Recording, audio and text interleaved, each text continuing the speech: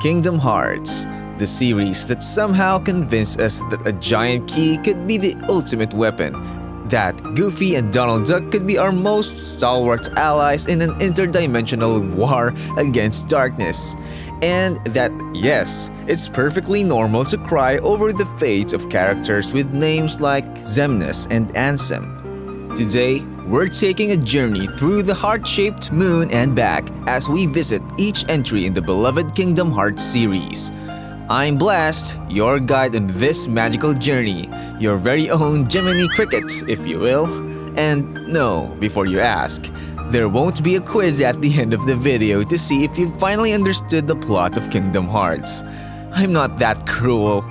Instead, we're here to celebrate what makes each game so special, so unique, so... Kingdom Hearts.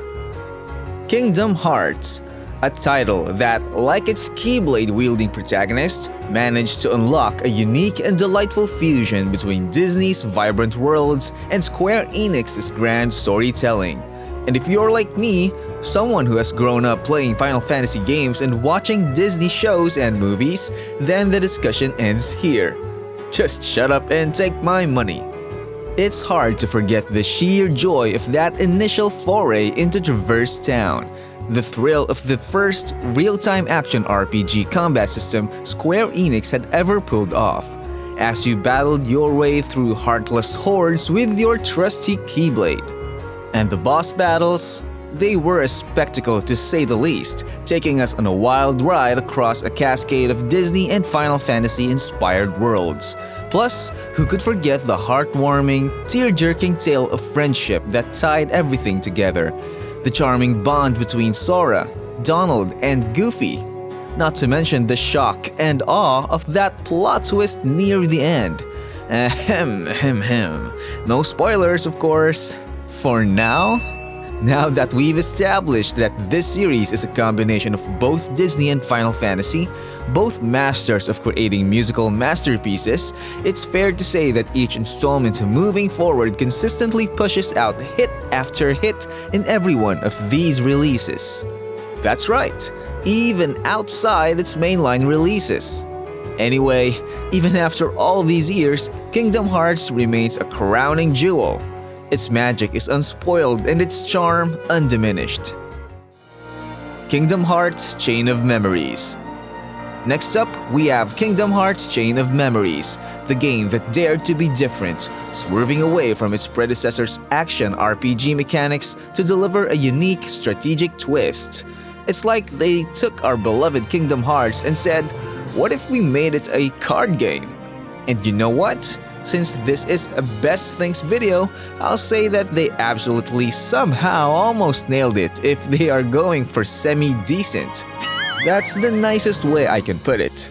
Check back again for my worst thing video coming soon. The game's card-based combat system made battle a tense, strategic affair that demanded quick thinking and careful deck management. I can say though that it was a breath of fresh air, adding an extra layer of complexity and depth that made each victory oh so satisfying. But let's not forget the narrative, which explored the corridors of Sora's memories, presenting a story that was as emotionally engaging as it was mind-bending. And lastly, the game's introduction of Organization 13, a group that would become key players in the series' ongoing narrative, has to be commended. Oh, and another thing. Once you finish Chain of Memories with Sora, you'll unlock another campaign that follows Riku. This campaign tells his story after the events of Kingdom Hearts 1, revealing the strong bond he forged with Mickey, much like the bond Sora shares with Donald and Goofy. You know, Riku is like the Sasuke of Kingdom Hearts. Chain of Memories was released for Game Boy Advance in 2004, but the version I played was the console version found in Kingdom Hearts HD 1.5 Remix. Kingdom Hearts 2. Now, where do we begin with Kingdom Hearts 2? This is the sequel that took everything we loved about the original and gave it a power boost straight to the heart. The combat is a particular highlight, introducing the Drive Form system, allowing Sora to merge with his friends and acquire new exhilarating powers. The reaction commands added a new dimension to the battles, transforming them into interactive, cinematic sequences. But it's not just the mechanics that got a tune-up. The narrative too was ambitious and more complex. Kingdom Hearts 2 is where the series' notoriously intricate plot really began to unfold, with the introduction of Nobodies, Roxas, and the full reveal of Organization 13. And the worlds, they were bigger, better, more immersive, diving deeper into the Disney and Final Fantasy universes. To top it all off, Kingdom Hearts 2 had one of the most emotionally powerful intros in gaming history. A 3-hour mini epic that still gives me chills. You're lucky.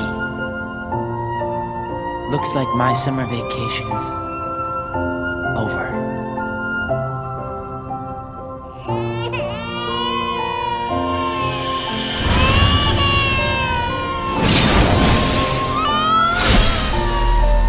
Here's a fun fact.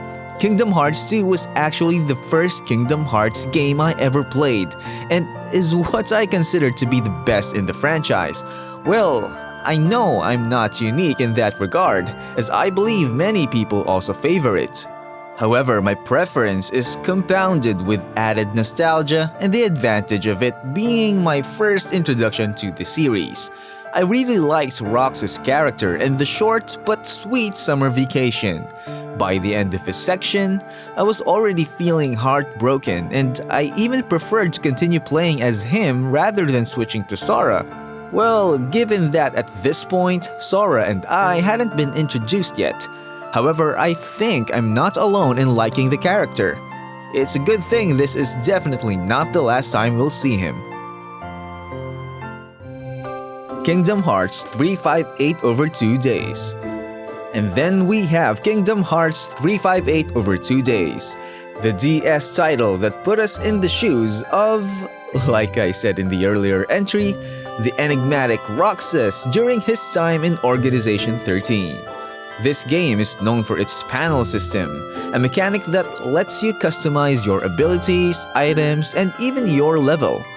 The mission-based structure was a departure from previous entries, but it offered bite-sized chunks of the Kingdom Hearts experience perfect for handheld gaming. The multiplayer was a standout feature if you have friends who are playing it as well. The narrative is a key strength here, providing a compelling and heart-rending look at the organization's internal dynamics. Roxas' growing friendship with Axel and Sion, and the tragic fate that awaits them. I hope we can always be just like this forever. Me too. What's that all about? I just want these days to last forever. Hanging out, the ice cream, the sunsets. Well, nothing lasts forever, you know. Least of all for a bunch of nobodies like us.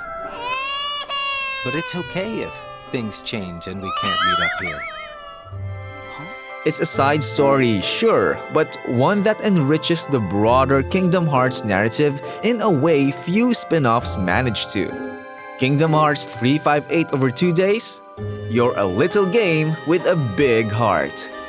Very few series come to mind where the main antagonist group is delved into with such great detail, even having its very own game. This provides more nuance to the events that occur in the earlier games, as well as the ones that follow. It also explains why Axel and Roxas are such deep and fantastic characters, even more so than they already were in Kingdom Hearts 2.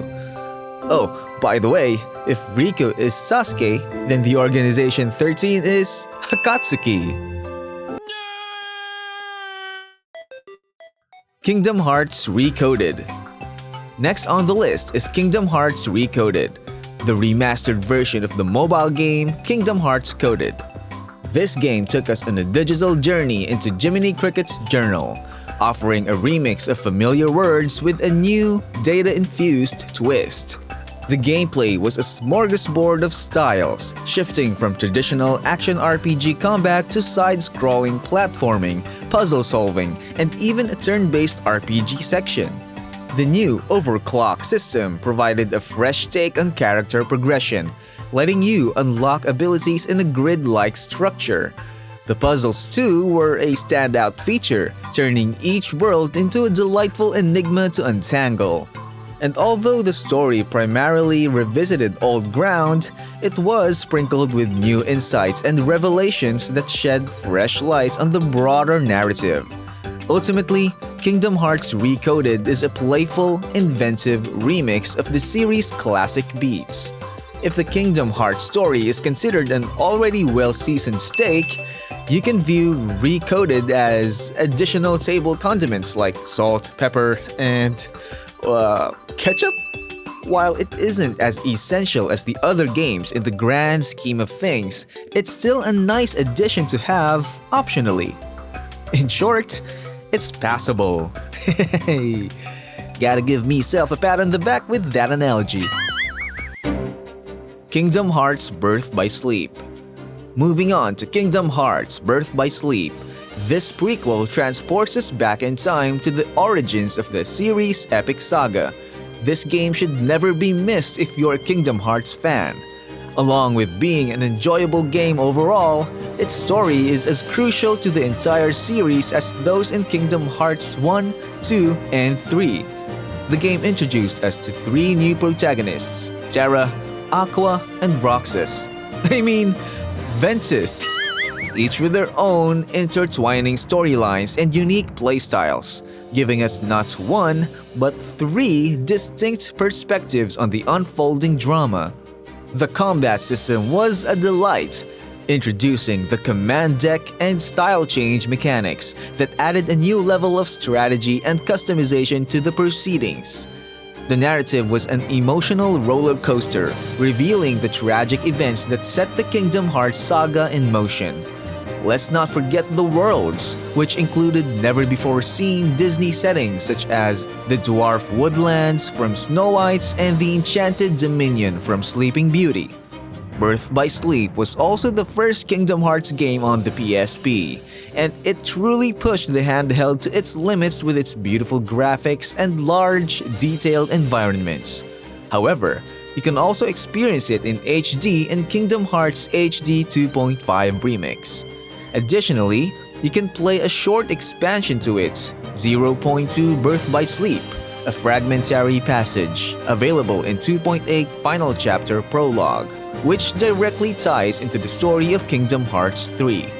I consider Birth by Sleep to be the unsung hero of the series, even rivaling my love for the mainline releases, kind of like how Final Fantasy Tactics is in relation to Final Fantasy.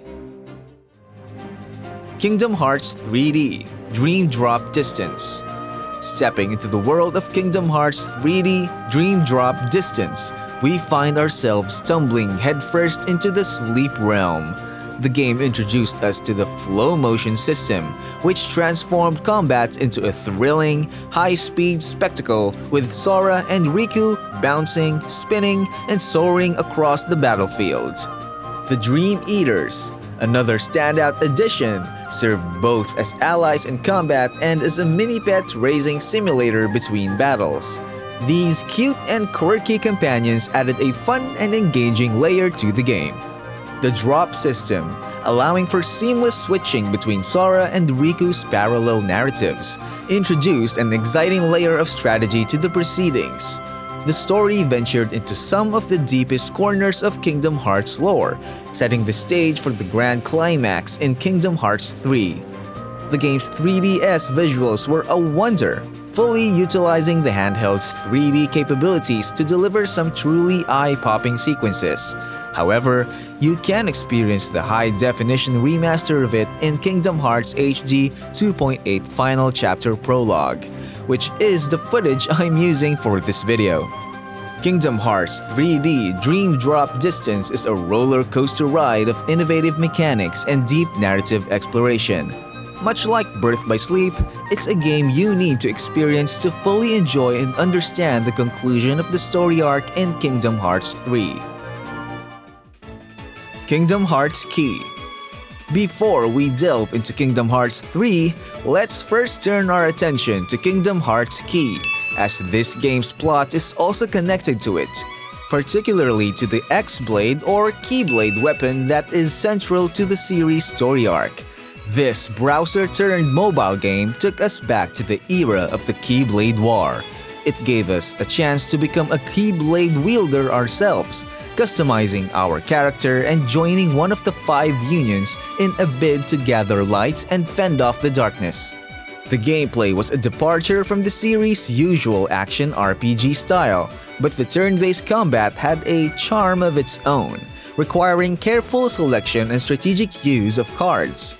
Its multiplayer elements were a standout feature, allowing us to team up with fellow Keyblade wielders for challenging raid battles, which fit well given its online nature. The narrative, though initially light, grew increasingly complex and crucial to the overarching Kingdom Hearts saga. Honestly, I didn't play this game at all, but I saw it around for a number of years. It was rebranded multiple times into Unchained, Union Cross, Dark Road, etc. However, when it was time for me to play Kingdom Hearts 3, which was just a few months ago, yes, I'm always late, that's when I watched the complete story of this game here on YouTube. In my opinion, the stories told by each game in this list, excluding Recoded, are required to fully grasp the narrative and piece together the epic but fragmented story. That doesn't mean you and I have to play each one. I mean, who has enough time for everything? Kingdom Hearts 3. And lastly, for this video, Kingdom Hearts 3, the long-awaited conclusion to the Dark Seeker saga. This game felt like a love letter to fans who had followed Sora's journey for almost 2 decades, and to tell you the truth, I shed some tears. Hey, if Final Fantasy games and Disney movies can make me cry, it's not surprising that the combination of both can do it too. Anyway, the combat was more fluid and dynamic than ever before, with Keyblade transformations and team-up attacks making every battle feel like a spectacular showdown. The Disney worlds were the most immersive yet, taking us on grand adventures in settings like the Kingdom of Corona from Tangled and the world of Toy Story. The Gami ship segments were revamped, transforming into full-fledged space exploration minigame, a far cry from those in the first Kingdom Hearts game. The narrative brought closure to numerous plot threads, delivering a mix of heart-wrenching moments and triumphant victories. This will hit harder if you've pieced together each story. Indeed, if you have, it's truly a beautiful thing and provides a significant payoff for those who've put in the time and paid painstakingly close attention. This entails watching and reading YouTube videos and blog posts to understand all the connections. No small feat, but well worth the effort. Another thing, let's not forget the graphics. I know it's considered quite shallow nowadays, but the graphics in Kingdom Hearts 3 were simply breathtaking, making this not only the most visually stunning entry in the series, but also one of the best-looking games of all time. Personally, I think Kingdom Hearts 3, despite all its flaws and naysayers, was truly worth the wait. And there you have it, a whirlwind tour through the realms of light, darkness, and all the heart-filled spaces in between.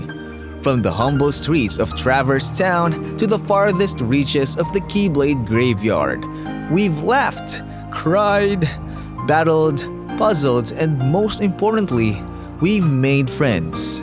Friends that stick with us no matter how many heartless hordes we face. Now, as I sit here, Keyblade in hand.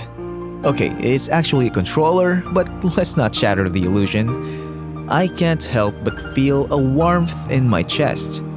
It's not heartburn, don't worry. It's a testament to the power of these games, The way they've touched our hearts, kindled our imaginations, and brought us together in ways few other series have managed. With that said, now that we've basked in the heart-filled glow of the best things in the Kingdom Hearts series, it's only fair that we balance the scales. So brace yourselves, cause in the next video, I'll be stepping into the dark, brooding shoes of a Heartless. Yes, we'll be tearing into the less stellar aspects of each game. A friendly roast, if you will. We've celebrated, now it's time to critique. But remember, even the darkest Heartless has a heart somewhere, right? So let's keep our keyblades at the ready and our hearts open for the next journey.